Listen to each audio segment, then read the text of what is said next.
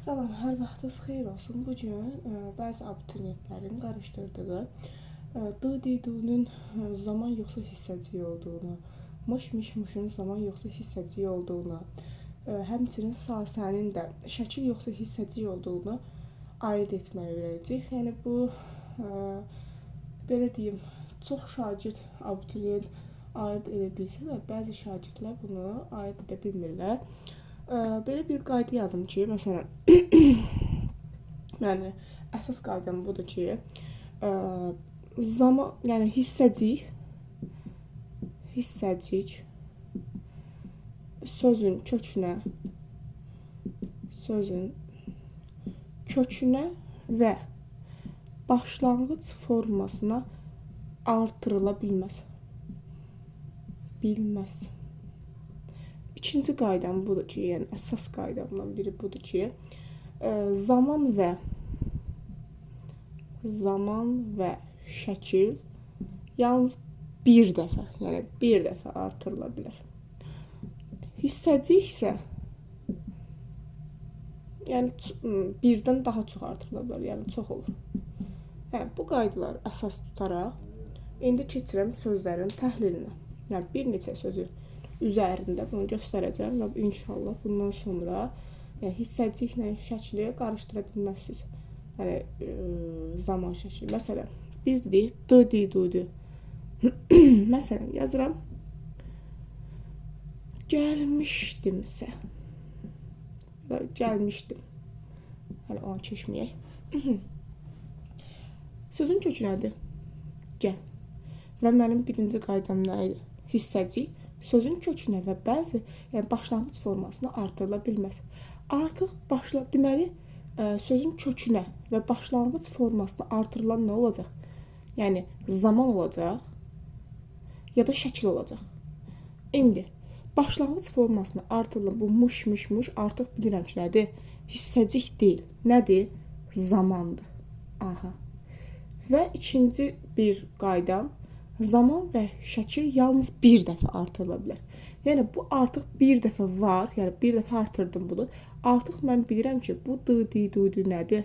Yəni, zaman şəkilçisi deyil. Və bilirəm ki, artıq bu nədir rahatlıqla? Hissəcikdir. Aydındır. Təbii ki, biz bilirik. Yəni, keçmiş zaman iki forması var. Nəqli, bir də şuhudi. Şuhudi ilə ağzından da deyildiyi kimi şəkilçisi D-du. Keçmişin isə, yəni nəqli keçmiş zaman şəkilçisi isə mış-mışdır, bir də übdür. Yəni bunları bilirik. Ümid edirəm. İndi daha biraz başqa sözlər keçək. Məsələn, yazıram ki, gələcəkdimsə. Aha. Sözün kökü gəl. Gəldən gələcəyə. Artıq bu nədir? Yəni, sözün kökünə və başlanğıc formasına artırılan nədir? Təbii ki, zamandır. Mənim artıq zamanım var. Mənim zamanım varsa, bilirəm ki, bu nədir? Hissəcikdir. Bu da təbii ki, nədir? Şəxs sonluğudur.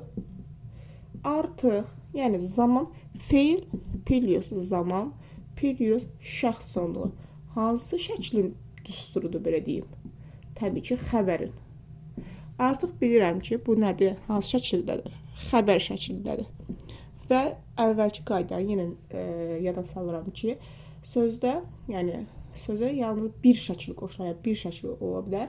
Yəni, mən bu artıq xəbər şəklindədirsə, bilirəm ki, bu nədir? Yəni, şəxs şəkli ola bilməz. Çünki xəbər şəkli var. Ona görə bu artıq nədir? İssənin ixtisarıdır. Yəni, issə hissəciyinin ixtisarıdır. Başa düşdünüz bunu? Sonra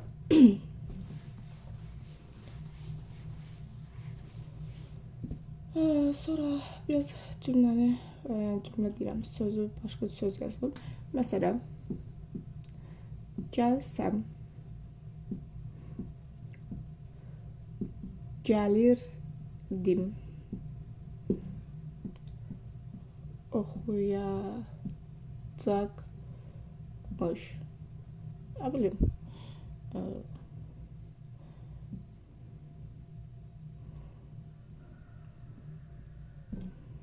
Məsələn, gəl. Artıq gəl. Aha, burada sasə yenə hissəcik və şərt. Başlanğıc formaya. Bu qoşula bilirsə nədir? Şəkildir bu artıq. Çünki hissəcik yenə deyirəm. Başlanğıc formaya və kökə qoşula bilmir. Bu da təbii ki nədir? Şəxs sonluğudur. Sonra gəl. Aha. Bu artıq nə olacaq? Zaman olacaq. Bu da hissəcik olacaq. Bu da şəxs sonluğu olacaq.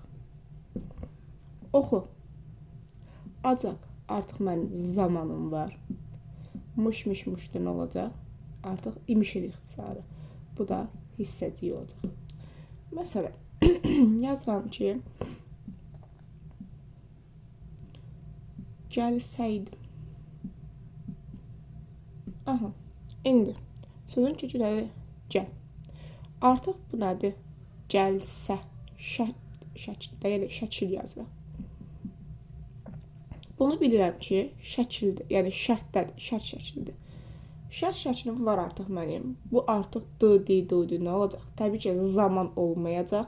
Nə olacaq? İdin ixtisarı. M da nə olacaq? Şəxs olduğu. Bu qədər. Yəni, çətin bir şey yoxdur. Çox rahatdır. Yəni, belə deyim, zaman varsa artıq hissəcik olacaq.